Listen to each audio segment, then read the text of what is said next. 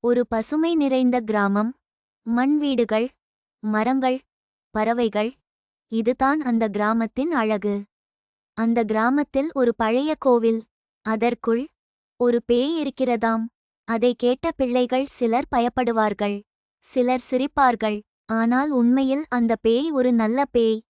ஒரு நாள் ஒரு சிறு பையன், அவன் பெயர் கதிர், பந்துடன் விளையாடிக் கொண்டு இருந்தான். விளையாடிக் கொண்டிருந்தபோது அவன் பந்து தவறி அந்த பழைய கோவிலுக்குள் உருண்டு சென்றது.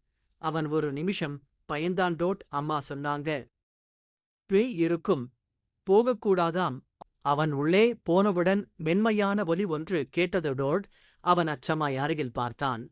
ஆனால் அது பயமான பேய் இல்லை, அது ஒரு பாசமான பேய். மென்மையான ஒளி, பெரிய கண்கள், புன்னகை முகம். அதுவே அந்த நல்ல பேய். அது பந்தை எடுத்துக் கொடுத்து, நான் ஒரு நல்ல பேய்தான், குழந்தைகளை காப்பாற்றதான் இருக்கேன் என்றது. கதிர் ஆச்சரியம் கொண்டான்.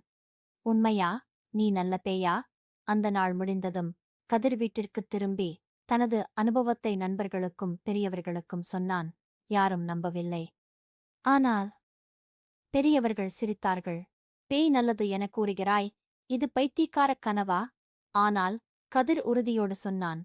எல்லா பிள்ளைகளும் பார்க்க வந்தார்கள். அடுத்த நாள் காலை கதிருடன் பல பிள்ளைகள் கோவிலுக்கு சென்றார்கள். அங்கே அவர்கள் அனைவரும் நல்ல பேயைப் பார்த்தார்கள்.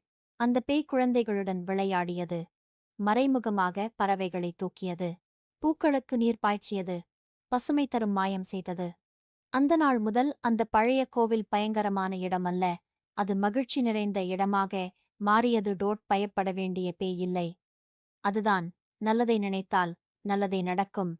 பயம் இல்லாமல் நடந்து கொண்டால் நம்மை காப்பாற்றும் நல்ல விஷயங்கள் நம்மைச் சுற்றி இருக்கின்றன.